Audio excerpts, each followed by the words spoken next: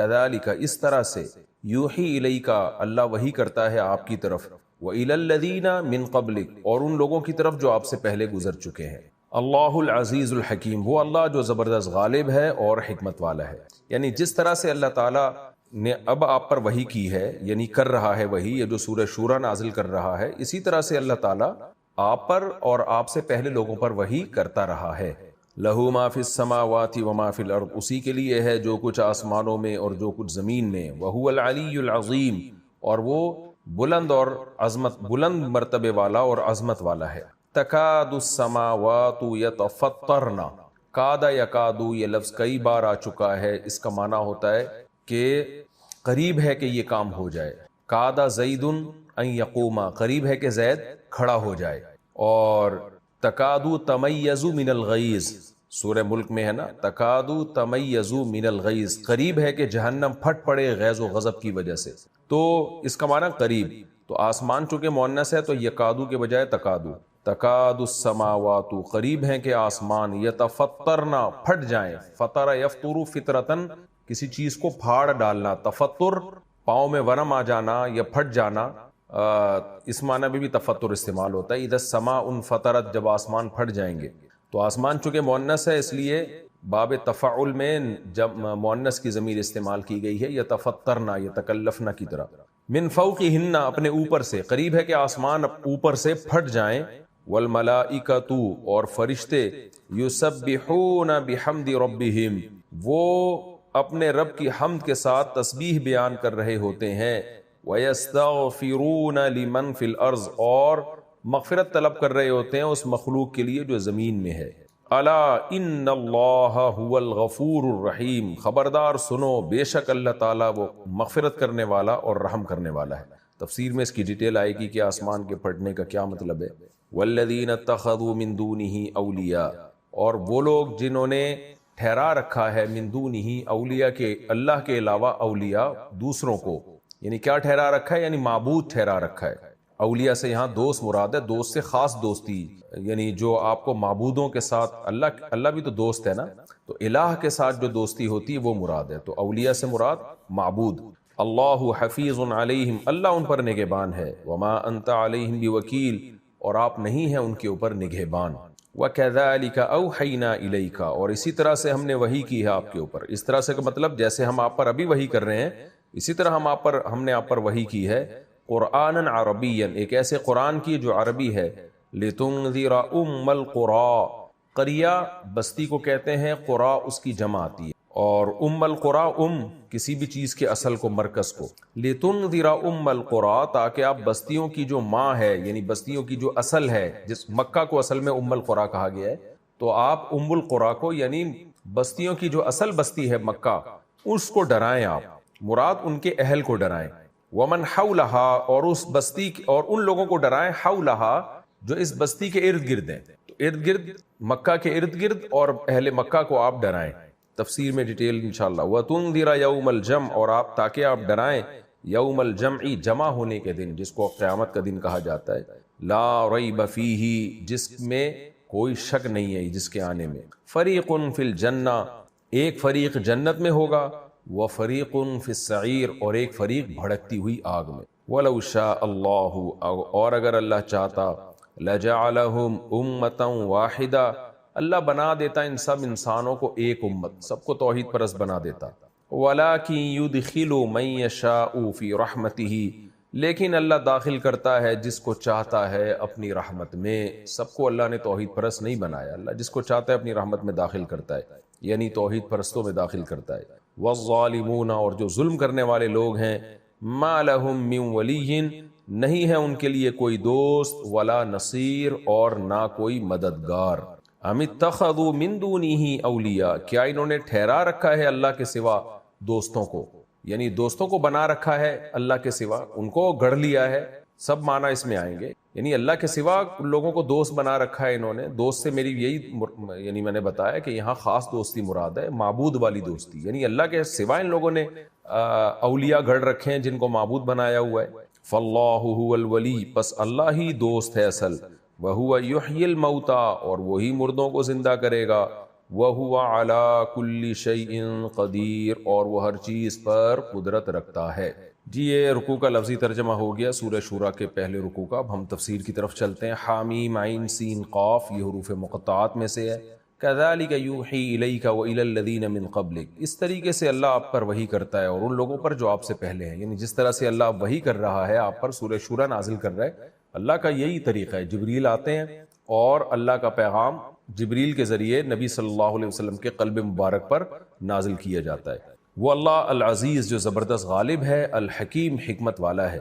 پھر اللہ نے اپنی تعریف کی ان آیتوں میں، لہو ما فی السماوات و ما فی الارض، ایسا عزیز ہے، ایسا غالب ہے کہ جو کچھ آسمانوں میں اور جو کچھ زمین میں وہ سب اسی کا ہے۔ وہو العلی العظیم، وہ علی بھی ہے یعنی بلند مرتبے والا بھی ہے، اور العظیم عظمت والا بھی ہے۔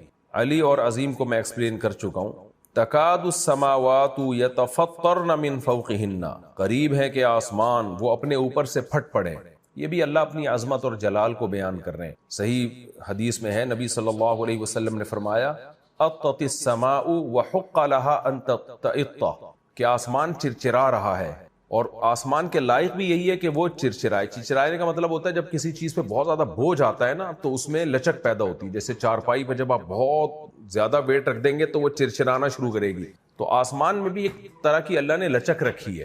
تو جب کوئی حدیث میں آتا ہے کہ اتنے فرشتے آسمانوں کے اوپر ہیں کہ ایک بالش جگہ بھی ایسی نہیں ہے جہاں کسی فرشتے کا سر سجدے میں نہ رکھا ہوا ہو، تو بہت زیادہ بوجھ ہے آسمانوں کے اوپر فرشتوں کی عبادت کا، تو اس کے بوجھ سے آسمان چرچرا رہا ہے۔ یعنی اتنا بوجھ ہے آسمانوں کے اوپر کہ اگر وہ صورت، حقیقی صورت میں وہ بوجھ یعنی ظاہر کر دیا جائے نا تو آسمان پھٹ جائے۔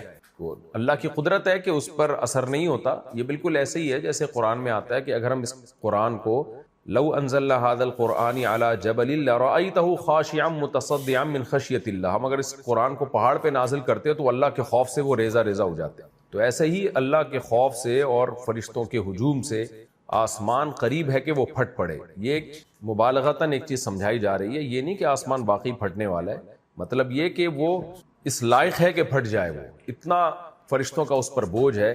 کس طرح سے والملائکۃ یسبحون بحمد ربہم، اس حال میں کہ فرشتے وہ اپنے رب کی حمد بیان کر رہے ہیں، اپنے رب کی حمد کے ساتھ اللہ کی تسبیح بیان کر رہے ہیں، یعنی آسمانوں پر عبادت کر رہے ہیں۔ وَيَسْتَغْفِرُونَ لِمَنْ فِي الْأَرْضِ، اور جو مخلوق زمین پہ رہتی ہے اس کے لیے اللہ سے توبہ استغفار بھی کرتے ہیں، تبھی اللہ کا عذاب نہیں آتا۔ ایک عذاب نہ آنے کی بہت ساری وجوہات میں سے ایک یہ بھی ہے کہ فرشتے بھی انسانوں کے لیے مغفرت کی دعا کرتے ہیں۔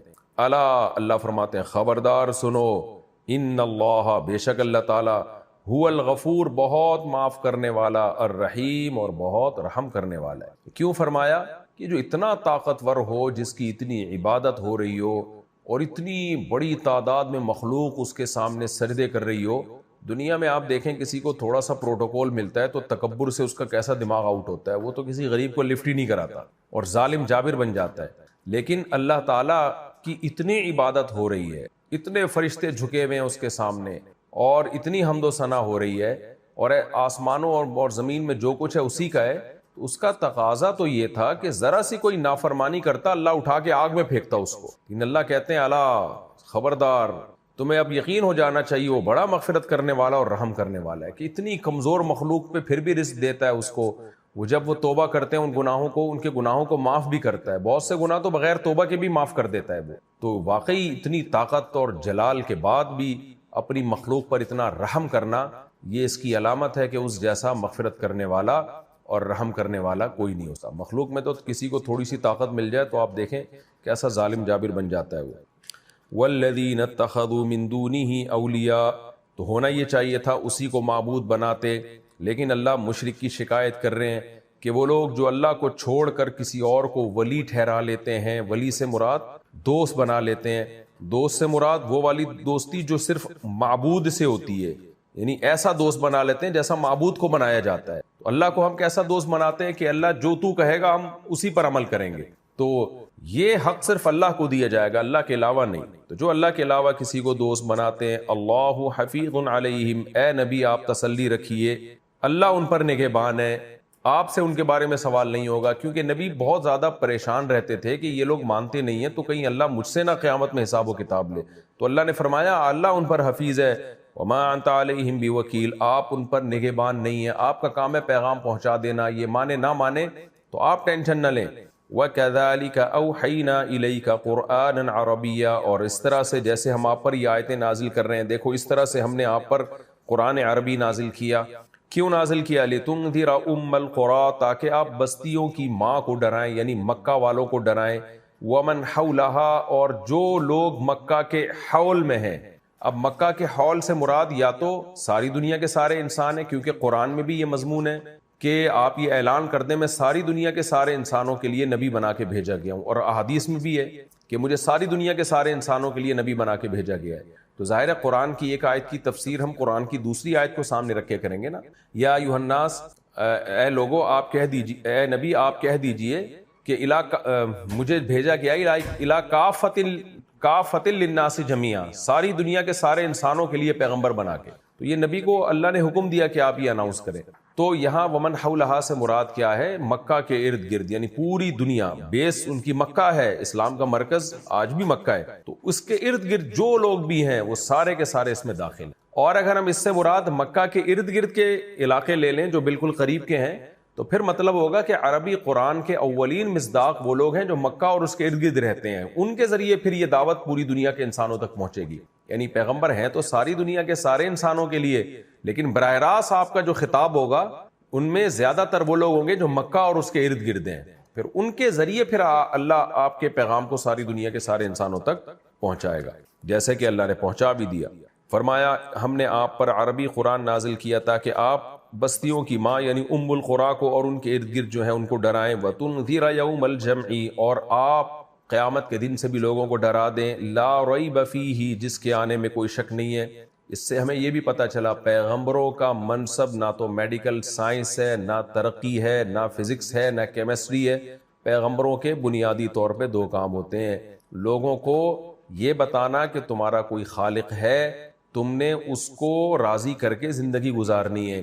راضی کر لیا تو جنت کی صورت میں تمہیں بہت بڑی خوشخبری ملے گی، اور اس کو ناراض کر لیا تو جہنم کی صورت میں تمہیں ناکامی ملے گی. یہ پیغمبروں کا بیسک منصب ہوتا ہے، اور علماء کا بھی جو پیغمبروں کے وارث ہیں ان کا بھی ہدف اصل میں یہی ٹاپک ہے.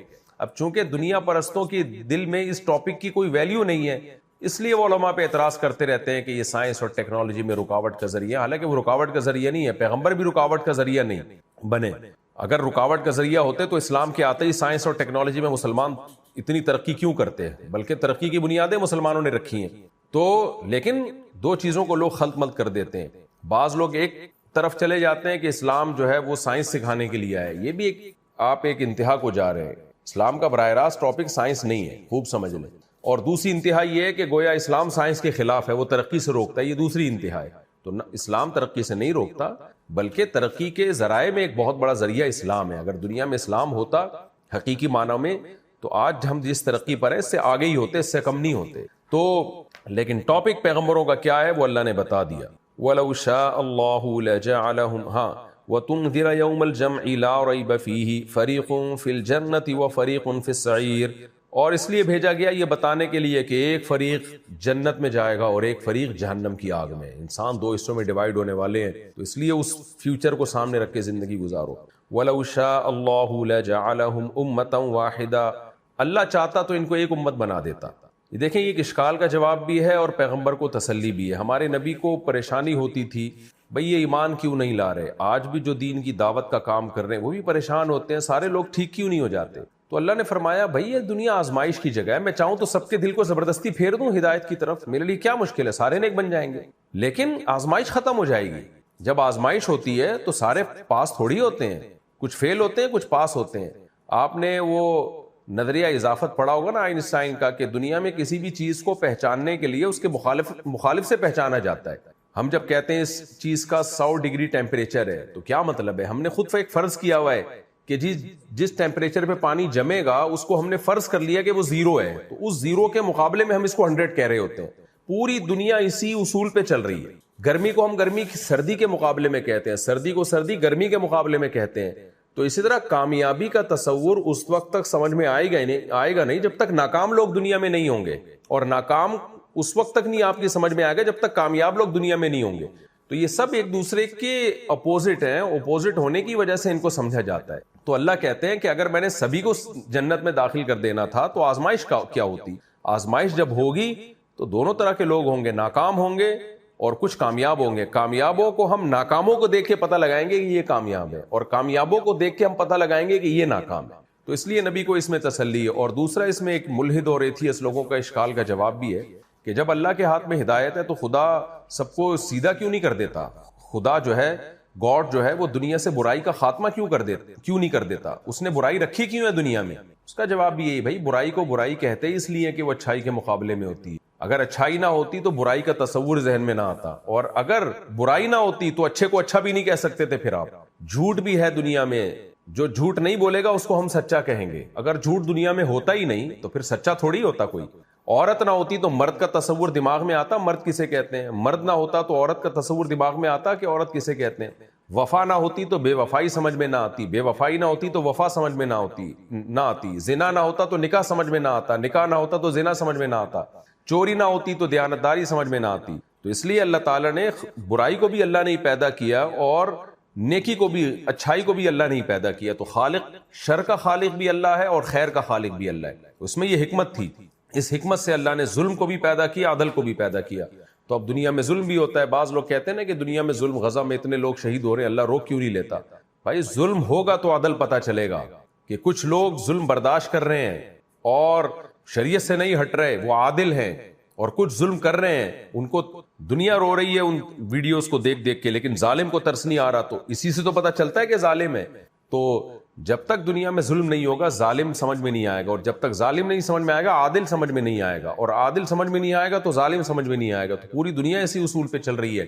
اس لیے اللہ نے فرمایا وَلَوْ شَاءَ اللَّهُ لَجَعَلَهُمْ أُمَّةً وَاحِدَةً، اللہ چاہتا سب کو ایک ہی جیسا بنا دیتا، لیکن پھر اچھے اچھے نہیں رہتے، نہ برے برے رہتے۔ تو یہ دنیا میں ایسا ہوگا، اچھائی اور برائی یہ دونوں ہمیشہ ساتھ ساتھ چلتے رہیں گے۔ وَلَٰكِن يُدْخِلُ مَن يَشَاءُ فِي رَحْمَتِهِ، لیکن وہ جس کو چاہتا ہے اپنی رحمت میں داخل کر دیتا ہے۔ اور چاہتا کس کو ہے؟ قرآن کہتا ہے جس میں انابت ہو۔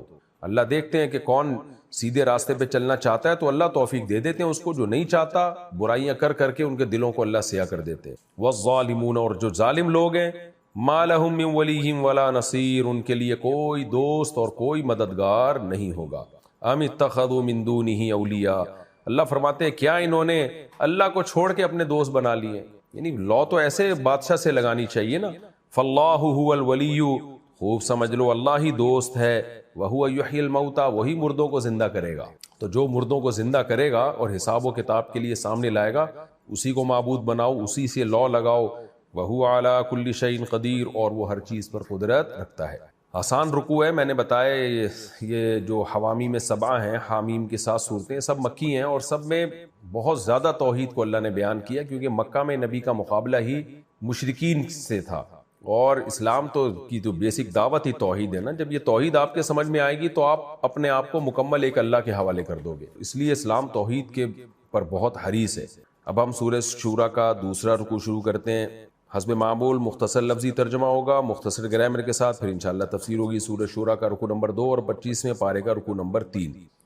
وَمَا اخْتَلَفْتُمْ فِيهِ مِنْ شَيْءٍ، اور جو کچھ تم اختلاف کر رہے ہو، فیہ اس کسی بھی چیز میں، یعنی ما سے مراد جس چیز میں اختلفتم فیہ اختلاف کر رہے ہو تم، فیہ اس میں، یعنی ماس کی طرف لوٹ رہی ہے زمین۔ من شیء، کوئی بھی چیز ہو، چیز سے یہاں مراد شریعت کے معاملات، شریعت کے معاملات میں تم کوئی بھی اختلاف کر رہے ہو، فحکمہ الی اللہ، تو اس کا حکم اللہ کی طرف ہے، یعنی اللہ نے فیصلہ کرنا ہے حق اور باطل کا۔ تو کوئی بھی شریعت میں جب ہم اختلاف کرتے ہیں نا، مشرکین جیسے اختلاف کر رہے تھے یا ملحدین اختلاف کرتے ہیں، تو اللہ کہہ رہے ہیں یہ اختلاف انسانوں کی طرف نہیں لوٹایا جائے گا کہ وہ فیصلہ کریں۔ تو ظاہر ہے چونکہ معاملہ جب شریعت کا ہوگا نا تو اس میں حاکم اللہ ہوگا، وہ فیصلہ کرے گا، انسانوں کو اس میں فیصلہ کرنے کی اجازت نہیں ہے۔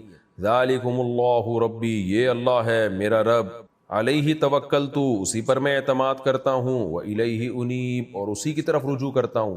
فاطر السماوات والارض، آسمانوں اور زمین کا پیدا کرنے والا۔ جعل لکم من انفسکم ازواجا، بنایا اس نے تمہارے لیے تمہاری ہی جانوں میں سے یعنی تمہاری ہی جنس میں سے ازواجا جوڑے پیدا کیے اس نے، یعنی مردوں میں سے عورتوں کو پیدا کیا انہی کے جسم سے، جیسے آدم علیہ السلام کی پسلی سے اماں حوا کو بنایا اور اسی کی جنس میں سے، یعنی وہ بھی انسان ہے تم بھی انسان۔ وَمِنَ الْأَنْعَامِ أَزْوَاجًا اور چوپایوں میں بھی جوڑے بنائے نر مادہ۔ يَذْرَؤُكُمْ فِيهِ ذرا يذرؤ کا معنی ہوتا ہے نسل پھیلانا، ذریت نسل کو کہتے ہیں نا، ذرا کا معنی اصل میں پھیلانا ہوتا ہے، لیکن یہاں ذریت کے معنی میں ذریت سے نسل پھیلانا، تو اس لیے اس کا ترجمہ کیا گیا ہے یذرؤکم فیہ، فیہ کی ضمیر لوٹ رہی ہے ازواج کی طرف، یعنی انہی جوڑوں میں وہ تمہاری نسل بڑھاتا ہے، یعنی جوڑوں کا جو اس نے نظام بنایا تو اس نظام کا فائدہ یہ کہ ان جوڑوں کے ذریعے تمہاری نسل بڑھتی ہے۔ یذرؤکم فیہ لیس کمثلہ شیء، نہیں ہے اس اللہ کے مثل کوئی بھی چیز، یہ کاف زائد ہے کیونکہ کاف کا بھی وہی مطلب ہے جو مثل کا مطلب ہے، لیسا کا مثلہ، نہیں ہے اللہ کے مثل کی مثل کوئی چیز، تو علماء نے کہا ہے کہ یا تو یہ کاف زائد ہے صرف تاکید کے لیے، مثل کی تاکید کے لیے، اللہ کے مثل کا تصور ہی نہیں ہے، اور بعض نے کہا اس کا مطلب ہے اللہ کے مثل بھی کوئی نہیں ہے، یعنی بالفرض مان لیا جاتا نا کہ اللہ کا کوئی مثل ہوتا تو اس مثل کا کوئی مثل نہیں ہو سکتا تھا، تو اللہ کا کہاں سے مثل ہوتا؟ تو اصل بات تو یہ کہ اللہ کا کوئی مثل ہے ہی نہیں، تو آپ اس کاف کو زائد رکھیں، یہ آسان ہو جائے گا آپ کے لیے سمجھنا کہ صرف تاکید کے لیے کاف بڑھا دی گئی ہے، مطلب لیسا کمثلہ، نہیں ہے اللہ کے مثل شیء کوئی بھی چیز، اللہ جیسا کوئی نہیں ہے، وہو السمیع اور وہ سننے والا، البصیر اور دیکھنے والا ہے، لہو مقالید السماوات والارض، اسی کے لیے آسمانوں اور زمینوں کی چابیاں ہیں، یعنی ان کے خزانوں کی چابیاں، یبسط الرزق لمن یشاء، جس کے لیے چاہتا ہے روزی پھیلا دیتا ہے، وَيَقْدِرْ اور جس کے لیے چاہتا ہے قدر یعنی تنگ کر دیتا ہے، انہو بے شک وہ بکل شیء علیم ہر چیز کا جاننے والا ہے، شرع لکم مقرر کیا ہے اس نے تمہارے لیے، شرع کا معنی ہوتا ہے مقرر کرنا، شریعت کو شریعت اس لیے کہتے ہیں نا کہ اللہ نے وہ ہم پر مقرر کر دی ہے، اور ٹریک کو بھی کہتے ہیں شریعت، جس مقرر کردہ راستے پر آپ چلتے ہو نا تو وہ راستہ بھی ایک مقرر ہی ہوتا ہے نا، تو اس راستے کو بھی شرع کہا جاتا ہے۔ آپ نے دیکھو نا شارع، سڑک کو کہتے ہیں نا شارع نور جہاں، ہمارے یہاں سڑک کا نام ہے شارع نور جہاں، وہ تو خیر شاہراہ کہتے ہیں اردو میں، لیکن شارع بھی آپ نے لکھا ہوا دیکھا ہوگا، تو شارع سڑک کے معنی میں بھی، کیونکہ وہ ایک ٹریک ہے جس پر آپ چلتے ہیں، تو شریعت وہ ٹریک جس پر ہم چلتے ہیں جو اللہ نے ہمارے لیے مقرر کیا ہے، تو شرع کا اصل معنی ہوتا ہے مقرر، مشروع وہ حکم جو ہمارے لیے مقرر کر دیا گیا ہو، کہتے ہیں نا یہ حکم مشروع ہے ہمارے لیے، اور شارع مقرر کرنے والا، تبھی نبی کو بھی شارع کہا جاتا ہے کہ اللہ کے حکم پہ آپ نے ہمارے لیے احکام مقرر کیے۔ شرع لکم من الدین، اس نے مقرر کیا ہے تمہارے لیے دین میں سے، ما وہ دین، وصا بہ نوحا جس کی وصیت اس نے نوح کو کی تھی، نوح علیہ السلام کے لیے جو وصیتیں ہوئی اللہ کی، جو دین مقرر کیا گیا وہی ہمارے لیے بھی ہے، والذی اوحینا الیک، اور وہ دین اس نے مقرر کیا جس کو ہم نے وحی کی اے نبی آپ کی طرف، یعنی جو اللہ نے دین ہمارے لیے مقرر کیا یہ وہی دین ہے جس کی وحی نبی کی طرف ہو رہی ہے، یہ وہی دین ہے جس کی وصیت نوح علیہ السلام کو ہو رہی تھی، وما اور یہ وہی دین ہے وصینا بہ جس کی ہم نے وصیت کی تھی ابراہیم و موسیٰ و عیسیٰ، ابراہیم کو اور موسیٰ کو اور عیسیٰ کو، تو وہ دین کیا ہے کہ تمام پیغمبروں کے لیے وہی دین مقرر کیا جا رہا ہے، وہ دین یہ ہے ان اقیم الدین کہ دین کو قائم رکھو سیدھا، وَلَا تَتَفَرَّقُوا فِيهِ اور اس دین سے انحراف مت کرو، اس دین میں تفرقہ پیدا مت کرو، تفسیر میں ڈیٹیل آئے گی انشاءاللہ۔ كَبُرَ عَلَى الْمُشْرِكِينَ مَا تَدْعُوهُمْ إِلَيْهِ، میں بار بار بتا چکا ہوں کبورا کے بعد جب علا آئے تو اس کا معنی ہوتا ہے مشکل ہونا، بھاری ہونا، کبورا علی المشرکین، مشرکین پر یہ بات بہت بھاری ہے، کون سی بات؟ ما وہ دعوت تدعوہم الیہ جس کی طرف تم بلاتے ہو ان کو، الیہ جس دعوت کی طرف، جس دعوت کی طرف تم مشرکین کو بلا رہے ہو توحید کی دعوت ہے، تو وہ دعوت مشرکین پر بہت بھاری ہے۔ اللہ یجتبی الیہ من یشاء، اللہ کھینچ لیتا ہے جس کو چاہتا ہے اپنی طرف، الیہ کا مطلب اپنی طرف کھینچ لیتا ہے، جبا یجبی کا معنی کھینچ لینا، منتخب کر لینا، مجتبا نبی کو کہتے ہیں نا کہ آپ اللہ کے سیلیکٹڈ تھے، منتخب تھے، اللہ نے آپ کو اپنی طرف کھینچ لیا تھا۔ وَيَهْدِي إِلَيْهِ مَن يُنِيبُ اور اللہ رہنمائی کرتا ہے اپنی طرف، من اس شخص کی، يُنِيبُ جو انابت رکھتا ہے، جو اللہ کی طرف لوٹنا چاہتا ہے۔ وَمَا تَفَرَّقُوا اور لوگوں نے اختلاف نہیں کیا، تفرقہ نہیں کیا، إِلَّا مگر من بعد ما جاءہم العلم بعد اس کے کہ ان کے پاس علم آ گیا، علم آنے کے بعد لوگ منحرف ہوئے ہیں، فرقوں یعنی تفرقہ پیدا کیا ہے، تو اس کی تفسیر میں ڈیٹیل بتاؤں گا انشاءاللہ۔ بغیم بینہم، علم آنے کے بعد بھی انہوں نے جو تفرقہ پیدا کیا، کیوں؟ بغیم بینہم، آپس میں ایک دوسرے پر زیادتی کی وجہ سے، یعنی یہ اختلاف علم کی وجہ سے نہیں تھا کہ ایک کی رائے ایک کی رائے، بلکہ آپس کے جو بغی ہے نا، بغی ظلم کو بھی کہتے ہیں اور زنا کو بھی بغی کہا جاتا ہے، تو یہاں مراد ہے ظلم، آپس میں ایک دوسرے پر ظلم کرتے ہوئے ذاتی انا کی وجہ سے۔ وَلَوْلَا كَلِمَةٌ سَبَقَتْ مِن رَبِّكَ، اور اگر وہ کلمہ نہ ہوتا جو تیری رب کی طرف سے سبقت کر چکا ہے، اِلَىٰ أَجَلٍ مُّسَمَّىٰ، ایک متعین وقت تک کے لیے، اللہ نے ایک متعین وقت تک کے لیے کلمہ ہے جو سب پہ، ہر چیز پہ اس کو اللہ نے سپیریئر رکھا ہے۔ وہ کلمہ کیا ہے کہ ایک وقت میں میں ان کو سزا دوں گا، اس سے پہلے نہیں دوں گا، تو اللہ نے وہ وقت متعین تک کے لیے وہ کلمہ ہر چیز پر مقدم رکھا ہوا ہے۔ وہ وقت متعین ہے قیامت، تو وہ کلمہ اللہ کا یہ ہے کہ قیامت عذاب کا دن ہے، حساب و کتاب کا دن ہے، دنیا دار العمل ہے، یہاں جو کر رہا ہے کرنے دو اس کو۔ تو اگر وہ کلمہ نہ ہوتا نا، لَقُضِیَ بَیْنَہُم، تو میں ان کے درمیان فیصلہ کر دیا جاتا، یعنی زندگی میں ہی اللہ ان کو عذاب دے دیتے۔ وَإِنَّ الَّذِينَ أُورِثُوا الْكِتَابَ، اور بے شک وہ لوگ جن کو کتاب کا وارث بنایا گیا ہے، یعنی مشرکین مکہ، جن کو کتاب دی جا رہی ہے، من بعدہم، ان پچھلے لوگوں کے بعد، لفی شکن، وہ بھی شک میں پڑے ہوئے ہیں، منہ، اس کتاب کی طرف سے، مریب، ایسا شک جس نے ان کو تردد میں ڈال رکھا ہے۔ اراب یریبو کئی بار ایکسپلین کر چکا ہوں۔ فَلِذَالِكَ، پس اس بیس پر، فَلِذَالِكَ، اس بات کی وجہ سے کہ پچھلی امتوں پر بھی وحی آئی ہے اور یہ لوگ شک میں پڑے ہوئے ہیں، یعنی مشرکین مکہ، آپ غلطی پر نہیں ہے، تو اس بیس پر آپ نے کیا کرنا ہے؟ فَدْعُوا، آپ نے ان کو دین کی دعوت دینی ہے، ان کے شک کی بیس پہ آپ نے دعوت نہیں چھوڑنی ہے۔ وَاسْتَقِمْ، اور آپ نے استقامت سے رہنا ہے، استقوم تھا اصل میں استخرج کی طرح، قائم رہنا ہے آپ نے، کما امرتا، جیسا کہ آپ کو آرڈر کیا جا رہا ہے، آپ کو حکم دیا جا رہا ہے، آپ نے دین پہ قائم رہنا ہے۔ وَلَا تَتَّبِعْ أَهْوَاءَهُمْ، اور آپ نے ان کی خواہشات کو فالو نہیں کرنا۔ وَقُلْ، اور آپ نے ان سے صاف طور پہ کہہ دینا ہے، آمنت بما انزل اللہ، میں ایمان لایا اس کتاب پر جو اللہ نے نازل کی ہے، من کتاب یعنی کتاب، جو کچھ اللہ نے نازل کی ہے یعنی کتاب، میں اس پر ایمان لایا۔ وَأُمِرْتُ لِأَعْدِلَ بَيْنَكُمْ، اور مجھے حکم دیا گیا ہے کہ میں تمہارے درمیان انصاف کروں۔ اللہ ربنا وربکم، اللہ ہمارا رب بھی ہے تمہارا رب بھی ہے۔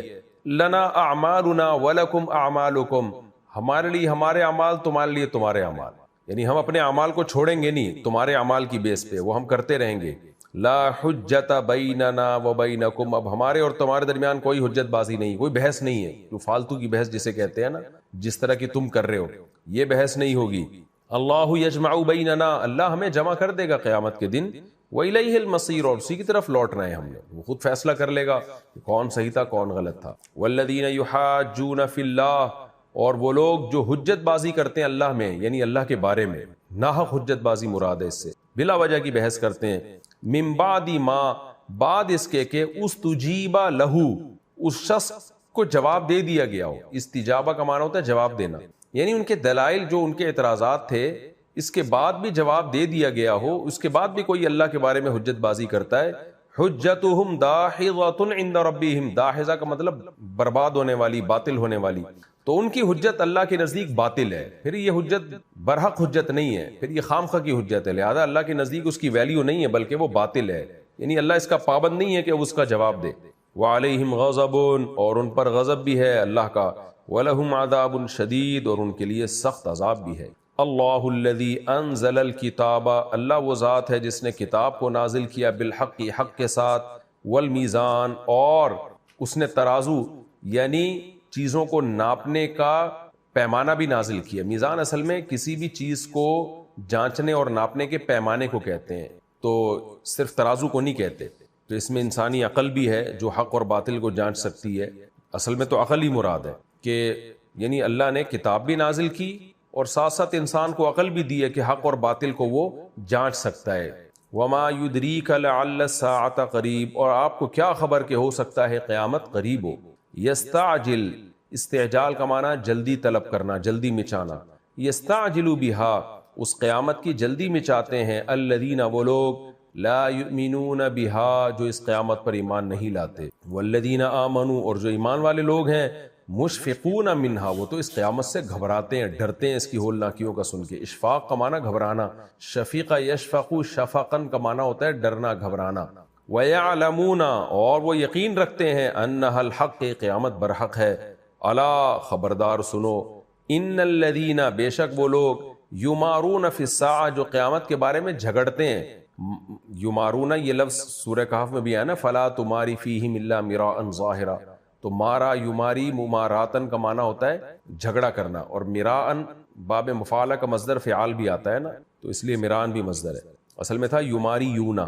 خبردار جو لوگ قیامت کے بارے میں جھگڑا کرتے ہیں، لفی ضلال بعید، وہ بہت دور کی گمراہی میں ہیں، یعنی دور سے مراد حق سے بہت دور. اللہ لطیف بعبادی، اللہ اپنے بندوں پر بڑا مہربان ہے، لطف والا ہے. وَيَرْزُقُ مَن يَشَاءُ، جس کو چاہتا ہے رزق دیتا ہے. وَهُوَ الْقَوِيُّ، اور وہ طاقتور ہے. العزیز، زبردست غالب بھی ہے. یہ جی اس رکوع کا مختصر لفظی ترجمہ ہو گیا. اب ہم اس کی تفسیر کی طرف چلتے ہیں. وَمَا اخْتَلَفْتُمْ فِيهِ مِنْ شَيْءٍ، یعنی سورہ شورى کا رکوع نمبر 2 اور 25ویں پارے کا رکوع نمبر 3، اس کی تفسیر چلتے ہیں ہم. وَمَا اخْتَلَفْتُمْ فِيهِ، اور جس چیز میں بھی تم اختلاف کرو، مِنْ شَيْءٍ، کوئی بھی چیز ہو، یعنی شریعت سے متعلق مراد ہے. فَحُكْمُهُ إِلَى اللَّهِ، تو اس کا حکم اللہ کی طرف مفوض ہے. کیا مطلب؟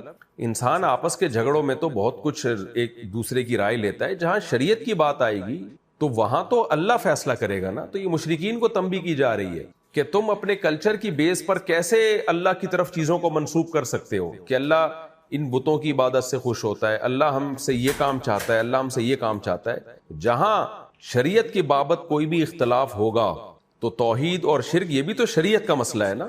تو جہاں بھی شریعت کے بارے میں من شیئن کوئی بھی اختلاف ہوگا تو اس اختلاف میں جو فیصل ہے، جو حرف آخر ہے، جس کی بات پہ سب تسلیم کریں گے، وہ اللہ ہے. تو ہم اللہ سے پوچھو کہ اللہ آسمانوں سے وحی نازل کر کے کیا احکام دیتا ہے اور کیا عقیدے رکھنے کا ہمیں حکم دیتا ہے. ذالکم اللہ، یہ ہے اللہ ربی، یعنی نبی کو کہا جا رہا ہے کہ آپ ان سے کہہ دیں ذالکم اللہ ربی، یہ اللہ ہے میرا رب جو فیصلے کا حقدار ہے، اسی کو میں رب بناتا ہوں. تو وہ جو کہے گا میں وہ اس پہ عمل کروں گا. علیہ توکلت، اور ہم اس کو ایسے ہی رب نہیں مان لیتے بلکہ اس پر اعتماد بھی کرتے ہیں کہ جب ہم اس کی خاطر حق کو پھیلائیں گے تو جو پریشانی آئیں گی ہم اس میں اللہ پر اعتماد کریں گے. وَإِلَيْهِ أُنِيبُ، اور میں اسی کی طرف لوٹتا ہوں، یعنی دل سے اسی کی طرف میں مائل ہوتا ہوں. فاطر السماوات والارض، اور ہم اس پر جو توکل کرتے ہیں ایسا ہی نہیں، وہ بڑا طاقتور ہے کیونکہ اس نے آسمانوں اور زمین کو بنایا. جعل لکم من انفسکم ازواجا، اور کیسا طاقتور ہے کہ اس نے ہماری جنس کے جوڑے پیدا کیے، مرد کے لیے عورت کو پیدا کیا، عورت کے لیے مرد کو پیدا کیا. اگر یہ ڈارون کی تھیوری کے مطابق خود بخود ہی سب بنا ہوتا تو اتنی خوبصورت مینجمنٹ نہ ہوتی کہ مرد اور عورت الگ الگ پیدا ہو رہے ہیں، مرد سے عورت کی ضرورت پوری ہو رہی ہے، عورت سے مرد کی ضرورت پوری ہو رہی ہے، اور انہی سے پھر نسل بھی بڑھ رہی ہے. تو اللہ کہتے ہیں یہ وہ خدا طاقتور کا کام ہے، یہ خود بخود نہیں ہو سکتا.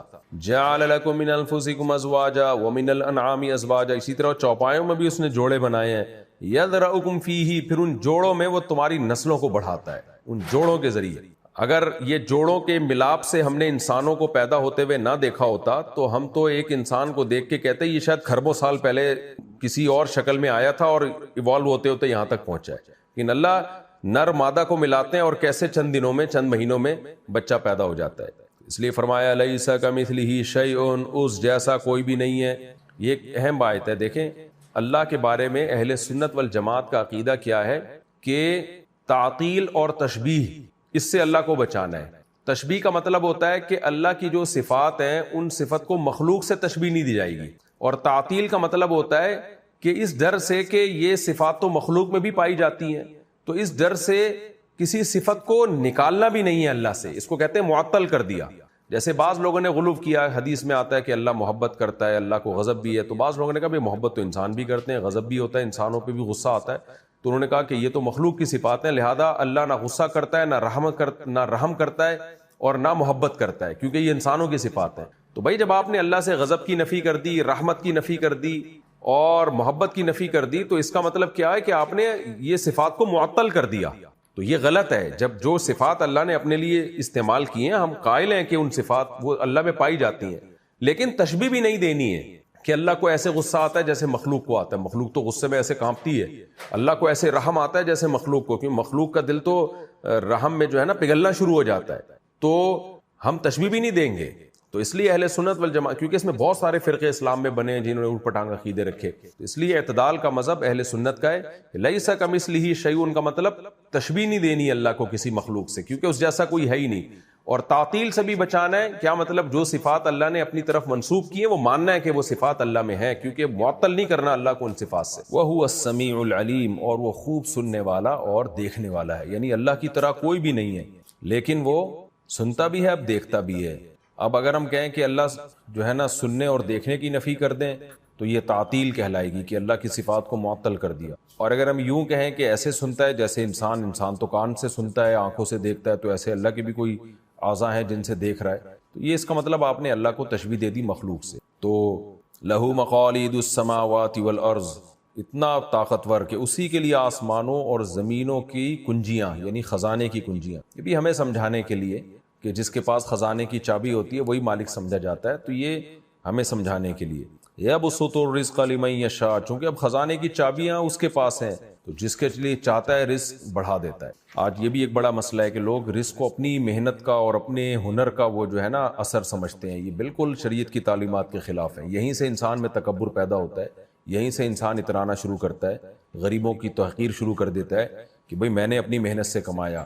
قرآن میں یہ مضمون کئی جگہ ہے کہ رزق جو ہے یہ اللہ کی مرضی سے ملتا ہے۔ بعض لوگ نہیں چاہتے رزق آنا، پھر بھی رزق آ رہا ہوتا ہے، اور بعض چاہت کرتے ہیں، پوری ایڑی چوٹی کا زور لگا لیتے ہیں، پھر بھی رزق سے محروم رہتے ہیں۔ اس لیے فرمایا جس کے لیے چاہتا ہوں روزی بڑھا دیتا ہوں، جس کے لیے چاہتا ہوں تنگ کر دیتا ہوں۔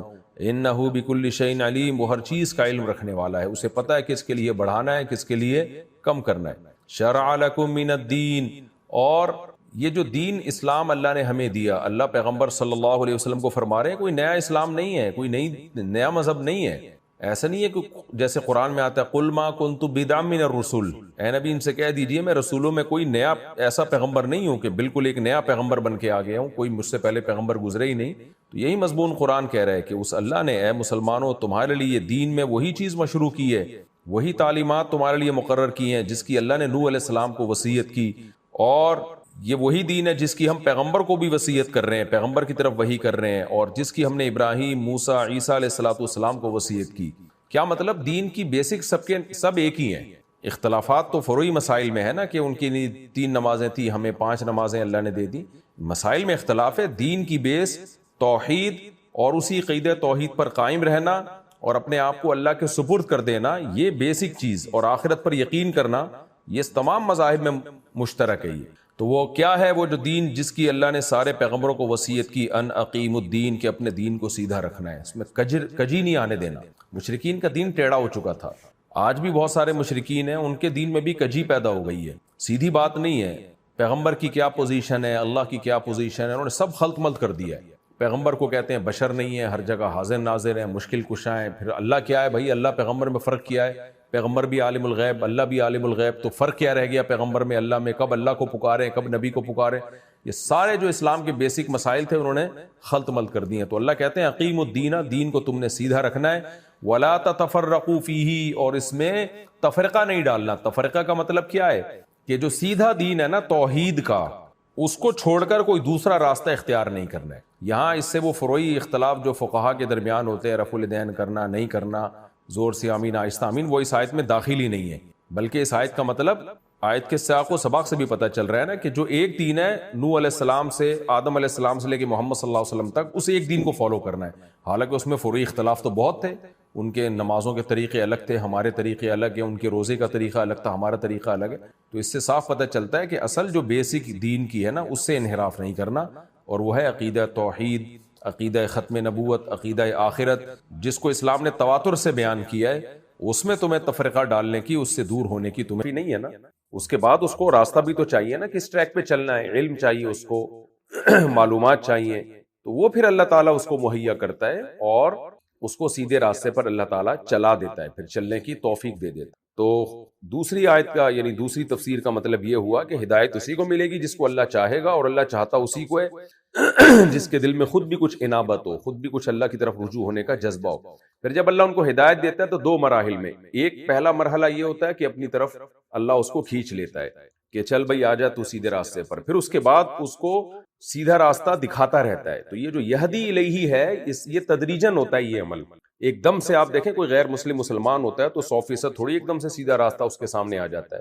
یعنی غیر مسلم جب مسلمان ہوا تو یجتبی الیہ من یشاء پر عمل ہو گیا, اللہ نے اپنی طرف کھینچ لیا. پھر یہدی الیہ کا مطلب پھر یہ ہدایت ساری زندگی ملتی رہتی ہے اس کو, سیدھا راستہ, یعنی ہر آنے والا دن اس کے لیے اندھیروں میں روشنی کا ذریعہ بنتا چلا جاتا. تو میری نظر میں بھی یہ تفسیر راجح ہے, اور قرآن کے جو سیاق و سباق ہے اور جو دوسری آیتیں ہیں اس کے مطابق بھی یہ تفسیر زیادہ راجح معلوم ہوتی ہے. وما تفرقوا الا من بعد ما جاءهم العلم بغيا بينهم, اللہ فرماتے ہیں انہوں نے اختلاف نہیں کیا, تفرقہ بازی نہیں کی, مگر اس کے بعد کہ ان کے پاس علم آ چکا تھا. کنہوں نے؟ یہود و نصارہ نے اور مشرکین مکہ نے. ان کے پاس واضح توحید کا علم آ چکا, اس کے بعد انہوں نے اس توحید سے انحراف کیا ہے. یہاں بھی میں بتا دوں فروعی و اختلافی مسائل مراد نہیں ہے, کیونکہ آج کل کچھ لوگ ائمہ اربعہ کے خلاف, مجتہدین کے خلاف یہ آیتیں پیش کر رہے ہوتے ہیں کہ انہوں نے فرقے بنا ڈالے ہیں. بھائی یہ فرقوں سے, یہ فرقہ کا جو لفظ ہے ایک ٹرم ہے, اصطلاح ہے, آپ اصطلاح میں اپنی طرف سے کانٹ چھانٹ نہیں کر سکتے. قرآن میں جہاں تفرقے کا لفظ استعمال ہوا ہے اس سے جو مجتہدین کے اختلاف ہے, رفع الیدین کرنا نہ کرنا, زور سے آمین آہستہ آمین, یہ اس میں داخل ہی نہیں ہے. یہ تو صحابہ میں بھی اختلاف تھے, جبکہ صحابہ کو اللہ تعالیٰ امتوں واحدہ کہہ رہے, ایک امت ہے وہ. تو یہاں اختلاف سے مراد جو اصول دین میں اختلاف ہے, کہ جو بیسک ہے اسلام کی, توحید ہے سب سے پہلے. تو عیسائیوں نے عقیدہ توحید میں اختلاف کیا. وما تفرقوا کا مطلب عیسیٰ نے تو کہا تھا کہ ایک خدا ہے, عیسائیوں نے اس سے تفرقہ کیا, اس میں اختلاف ڈال دیا. وہ اختلاف کیا ڈال دیا کہ انہوں نے عیسیٰ کو اللہ کا بیٹا کہہ دیا, یہودیوں نے عزیر ابن اللہ کو اللہ کا بیٹا کہہ دیا. تو تورات اور انجیل کی جو بیسک تعلیمات تھی ان سے بھی انہوں نے انحراف کرنا شروع کر دیا. اور اللہ فرماتے ہیں بغیم بینہم, یہ اختلاف کسی علم کی بیس پہ نہیں تھا. بعض دفعہ اختلاف علم کی بیس پہ ہوتا ہے, اس میں دونوں رائے صحیح ہوتی ہیں. جیسے بنو قریظہ کی حدیث ہے کہ نبی نے حکم دیا عصر کی نماز مقام پہ پہنچنے سے پہلے کوئی نہ پڑھے, تو صحابہ کا اختلاف ہو گیا کہ نماز قضا کرنی ہے کیونکہ ہم تو مقام پہ پہنچے نہیں ہیں. تو نبی نے جو ہمیں حکم دیا تھا کہ مقام پہ پہنچو تو ہم تو نبی کی حدیث کو لیں گے. لیکن بعض صحابہ کی رائے یہ تھی بھئی نبی نے جو حکم دیا ہے تو نبی عالم الغیب تو نہیں ہے, نبی کو یہ معلوم نہیں تھا کہ نماز قضا ہو جائے گی راستے میں, اس لیے نبی صلی اللہ علیہ وسلم نے حکم دیا تاکہ ہم دشمنوں کے شر سے محفوظ رہیں, مقام پہ پہنچ کے نماز پڑھیں. اگر نبی کو علم ہوتا کہ نماز قضا ہو جائے گی تو نبی کبھی بھی حکم نہ دیتے, لہذا انہوں نے نماز پڑھی. اب یہ اختلاف علم کی بیس پہ تھا, دونوں طرف دلائل تھے, یہ بغیم بینہم نہیں تھا. تو اسی طرح یہ جو چاروں اماموں میں اختلاف ہوئے, امام ابو حنیفہ, امام شافعی, مالک, احمد بن حنبل, یہ علم کی بیس پر اختلاف ہے, یہ اس میں داخل نہیں ہے. تو آج جو ہے نا فرقہ پرست لوگ یہ آیتیں مجتہدین کے خلاف پیش کرتے ہیں اور نئے نئے فرقے بنا رہے ہیں یہ آیتیں پیش کر کر کے کہ ہم فرقے ختم کرنا چاہتے ہیں. بھائی کون سے فرقے ختم کرنا چاہتے ہو؟ وہ فرقے ختم کرو جس کا قرآن نے ذکر کیا ہے, جس فرقہ واریت کو برا کہا ہے. آپ جن فرقوں کے پیچھے پڑے وہ فرقے نہیں ہیں, وہ تو فروعی اختلاف ہے, اور وہ اختلاف علم کی بیس پر ہوا ہے, بغیم بینہم نہیں ہوا. تو اس لیے میں بار بار کہتا ہوں آج کل جو اسکالرز آ رہے ہیں ان کے علم میں عمق نہیں ہے, گہرائی نہیں ہے. بس ایک سرسری طور پر چند آیتیں رٹ لیتے ہیں, لفظی ترجمہ یاد کر لیتے ہیں, اور دیکھتے نہیں ہے کہ اردو میں اس کا مفہوم کچھ اور ہے, عربی میں اس کا مفہوم کچھ اور ہے. بہرحال اللہ نے فرمایا وما تفرقوا الا من بعد ما جاءهم العلم, علم آنے کے بعد بغیم بینہم, آپس کی دشمنیوں کی بیس پہ, نفرتوں کی بیس پہ انہوں نے حق سے اختلاف کیا. کہ ایک نے ایک فتویٰ دے دیا ہے تو دوسرے کو بس اس سے کوئی ذاتی بغض ہے تو اس نے اس کی مخالفت ہی کرنی ہے. جیسے ہمارے سیاسی اختلافات ہو رہے ہوتے ہیں, جس کو فرشتہ مان لیا اب اس کے خلاف کوئی بات سننے کو تیار ہی نہیں ہے, اور جس کو برا مان لیا اس کے فیور میں کوئی بات سننے کو تیار نہیں ہے.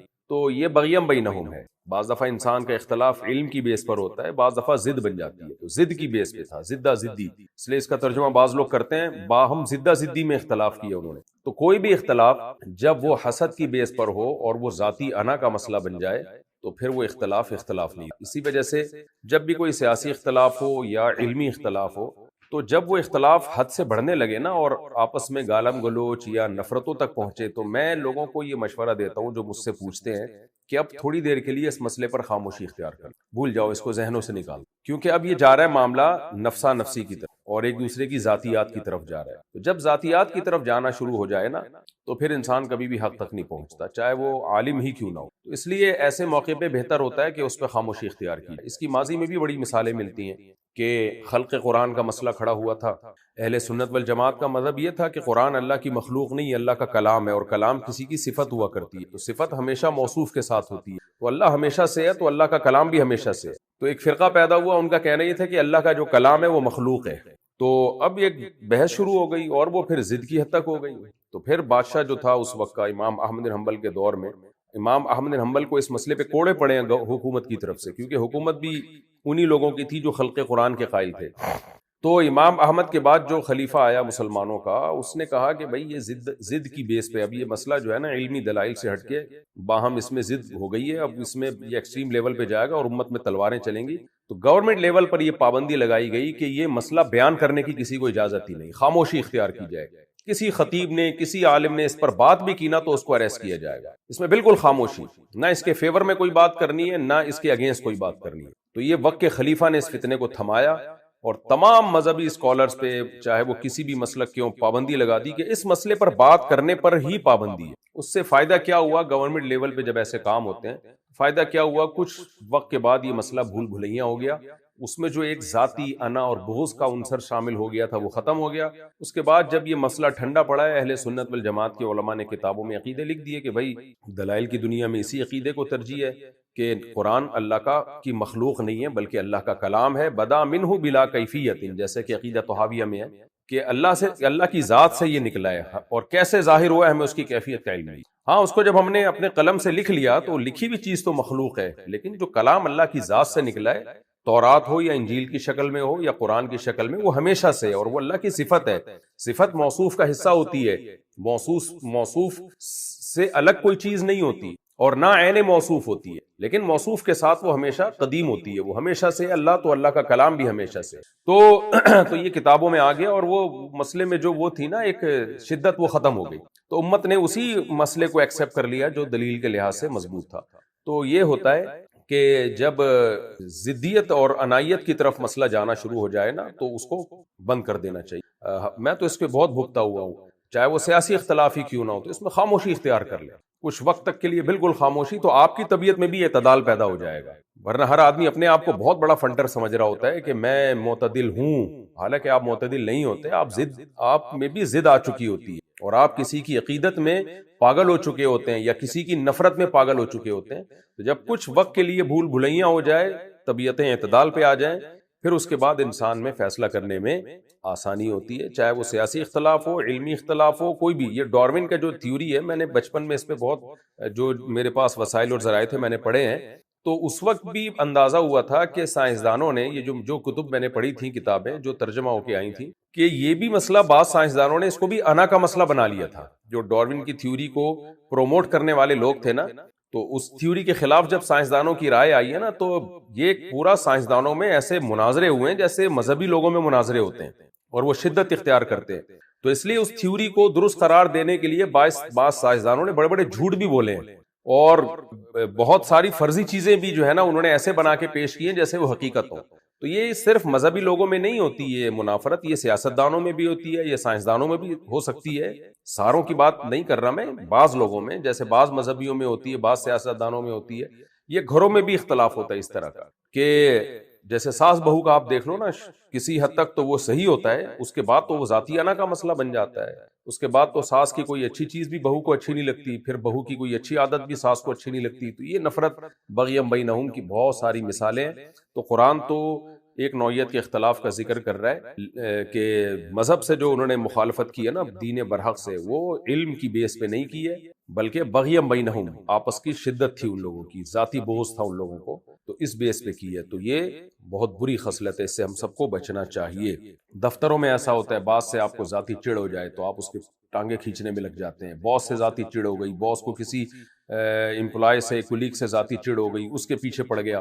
تو یہ ہر جگہ چل رہا ہوتا ہے. تو یہ بہت اہم آیت ہے کہ ہر وہ اختلاف جس کی بیس بغیم بینہم ہوگی تو وہ اختلاف کے نتائج پھر اچھے نہیں. وَلَوْلَا كَلِمَةٌ سَبَقَتْ مِن رَبِّكَ، ایک اشکال ہوتا ہے اللہ جب یہودیوں نے، عیسائیوں نے، مشرکین نے دین برحق سے اختلاف کیا تو نے عذاب میں دے کے ہلاک کیوں نہیں کر دیا، فیصلہ کیوں نہیں کر دیا؟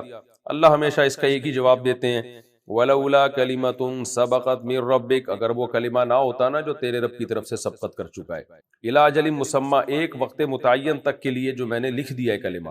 وہ کلمہ کیا ہے کہ قیامت سے پہلے دار العمل ہے، دار الجزا نہیں ہے. دنیا جو ہے یہ دار العمل ہے، دار الجزا نہیں ہے. قیامت میں حساب کتاب لوں گا. تو یہ کلمہ اگر نہ ہوتا لقضی بینہم، تو ان کے درمیان فیصلہ کر دیا، یعنی عملی فیصلہ۔ قولی فیصلہ تو اللہ نے کر دیا ہے کہ کیا صحیح کیا غلط، عملی فیصلہ بھی اللہ کر دیتا۔ وَإِنَّ الَّذِينَ أُورِثُوا الْكِتَابَ مِن بَعْدِهِمْ، اللہ فرماتے یہود و نصارہ نے تو اختلاف کیا تھا حق سے، وہ لوگ جن کو یہود و نصارہ کے بعد جو کتاب کے وارث بنائے گئے ہیں، یعنی مشرکین مکہ، اب ان کو کتاب دی جا رہی ہے نا، لفی شک منہ مریب، یہ بھی ایک شک میں پڑے ہوئے ہیں، منہ اس کتاب کی طرف سے، مریب جو جس شک نے ان کو تردد میں ڈالا ہوا ہے، یعنی جس شک نے ان کو شک میں ڈالا ہوا ہے، یعنی شک دل میں ہے اور اس کے اثرات ان کو یعنی ان کے جسم سے ظاہر ہو رہے ہیں، تردد میں ان کو ڈال دیا۔ تو یہ لوگ بھی بجائے ایمان لانے کے اس حق سے اسی طرح اختلاف کر رہے ہیں جیسے یہود و نصارہ نے کی۔ فَلِذَلِكَ فَادْعُوا، پس اس وجہ سے، ذالک کا مطلب یہ جو ہم نے پیچھے مضمون بیان کیا ہے، اے نبی اس کی وجہ سے آپ پر لازم ہے، فَادْعُوا، آپ پکاریے ان کو، دین کی طرف بلائیے۔ یعنی اہل حق سے اختلاف ہمیشہ سے ہوتا رہا ہے، یہ کوئی نئی بات نہیں ہے، اور اس اختلاف کی بیس بھی بغیم بینہم ہے، علم نہیں ہے۔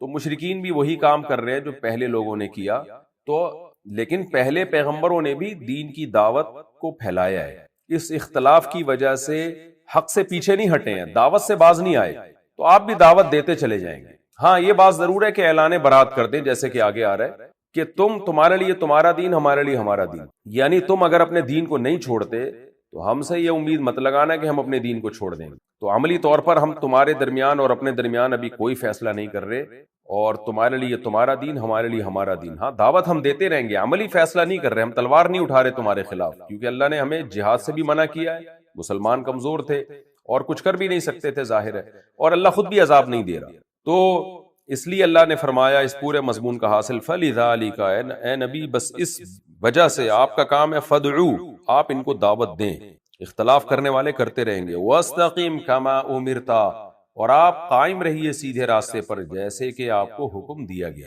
یعنی ان کے دین پہ نہ آنے کی وجہ سے ایسا نہ ہو کہ آپ کے قدم ڈگمگانے لگے، آپ نے استقامت سے دین پہ ڈٹے رہنا ہے، وَلَا تَتَّبِعْ أَهْوَاءَهُمْ، اور آپ نے ان کی خواہشات کو فالو نہیں کرنا، ان کی خواہشات کے پیچھے نہیں چلنا ہے آپ نے، وَقُلْ، اور صاف طور پر اعلان برات کر دینا ہے۔ وہ اعلان کیا ہے؟ آمنت بما انزل اللہ من کتاب، دیکھو جو اللہ نے کتاب نازل کی ہے میں اس پہ ایمان لا چکا ہوں، وامرت لاعدل بینکم، اور مجھے یہ بھی حکم دیا گیا میں تمہارے درمیان عدل کروں، غلط کو غلط اور صحیح کو صحیح کہوں، یہی عدل ہے۔ اللہ ربنا وربکم، اللہ ہمارا رب بھی ہے تمہارا رب بھی، یعنی جس اللہ کی طرف میں بلا رہا ہوں وہ صرف میرا رب نہیں ہے، ہم دونوں کا رب ہے۔ لنا اعمالنا ولکم اعمالکم، اور مجھ سے یہ امیدیں مت لگاؤ کہ میں تمہارے دین کو فالو کروں گا، کیونکہ ہمارے لیے ہمارے اعمال اور تمہارے لیے تمہارے اعمال۔ یہ جب اعلان برات کی جاتی ہے نا تو اس طرح کا جواب دیا جاتا ہے کہ ٹھیک ہے تم اپنا عمل کرو، ہم نے اپنی خبر میں جانا ہے، تم نے اپنی خبر میں جانا ہے، یعنی تم ہم سے امیدیں مت لگاؤ کہ ہم تمہارے اعمال اختیار کر لیں گے، تمہیں اپنے اعمال پہ فخر ہے تو تمہارے لیے تمہارے اعمال، پھر ہمارے لیے ہمارے اعمال۔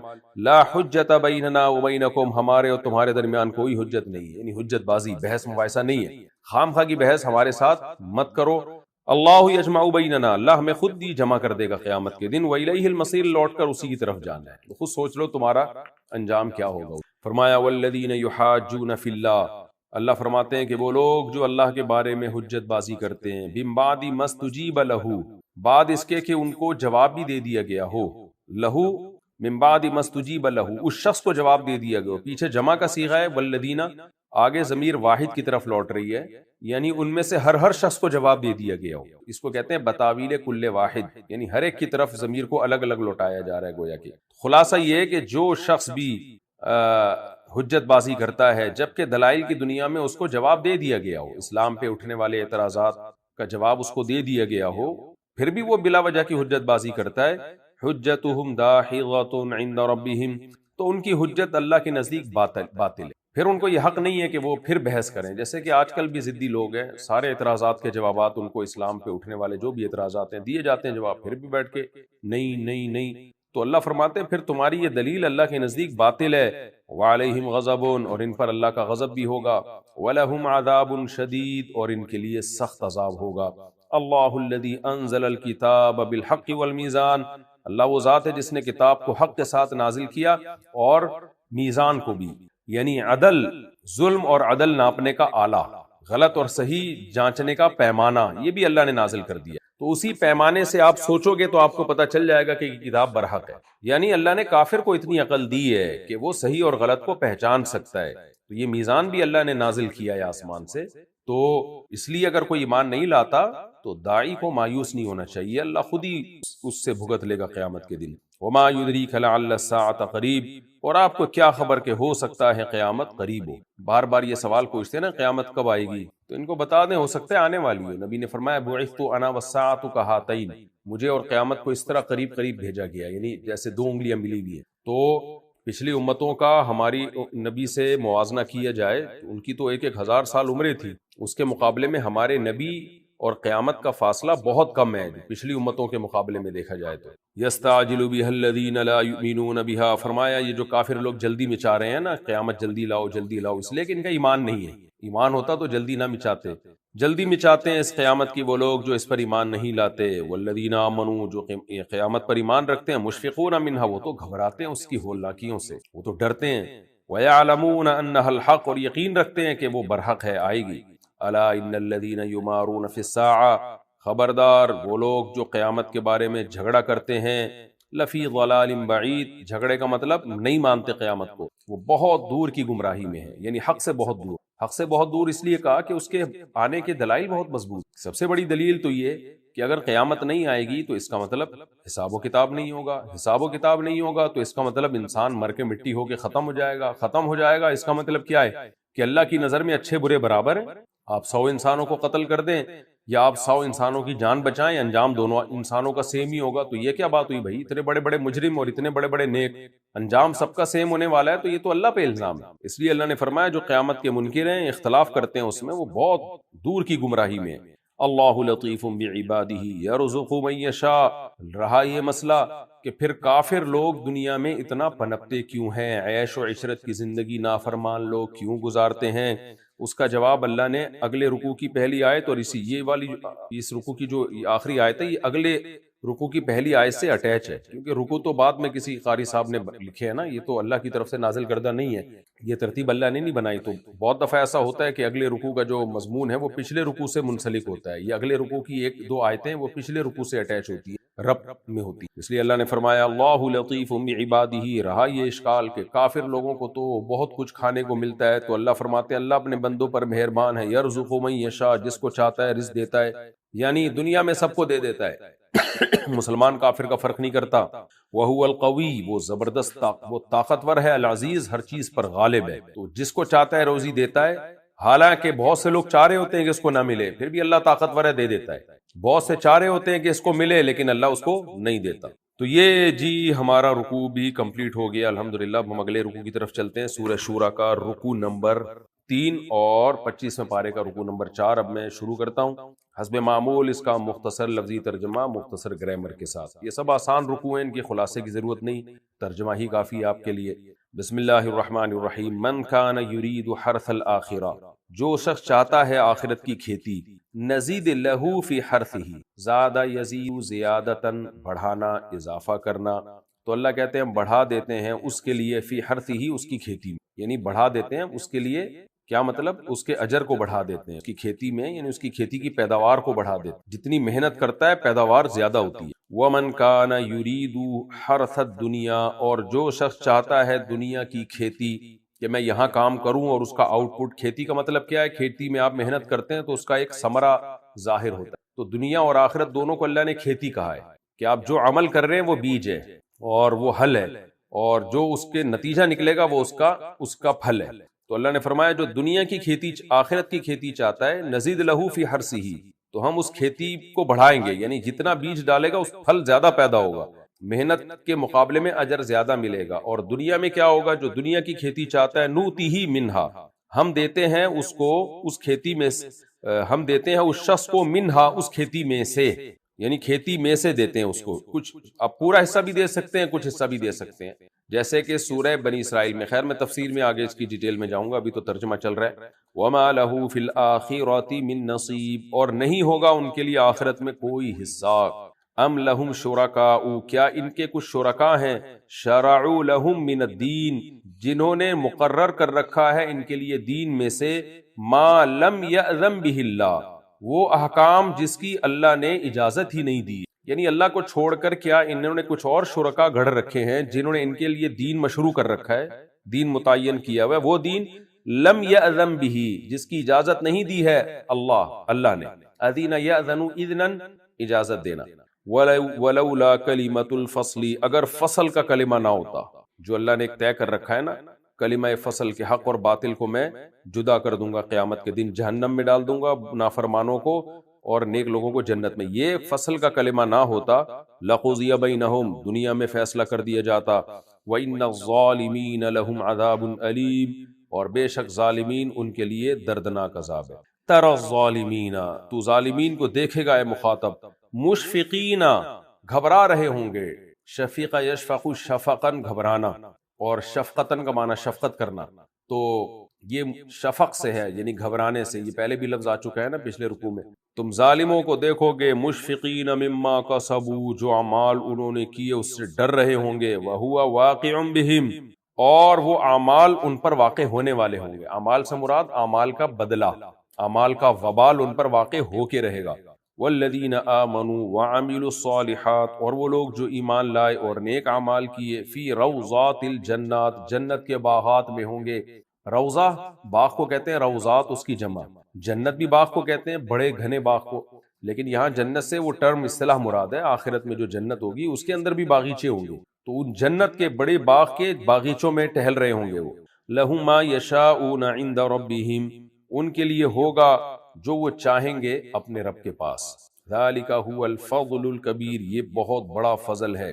ذالک الذی، یہ ہے وہ جنت، یبشر اللہ عبادہ، جس کی اللہ خوشخبری سناتا ہے اپنے بندوں کو، الذین آمنوا وعملوا الصالحات، وہ بندے جو ایمان لائے اور نیک اعمال کی۔ قل، اے نبی آپ ان سے کہہ دیجئے، لا اسألکم علیہ اجرا، میں مطالبہ نہیں کرتا تم سے اس دعوت پر کوئی اجر کا، الا المودۃ فی القربى، سوائے رشتہ داری کی محبت کے۔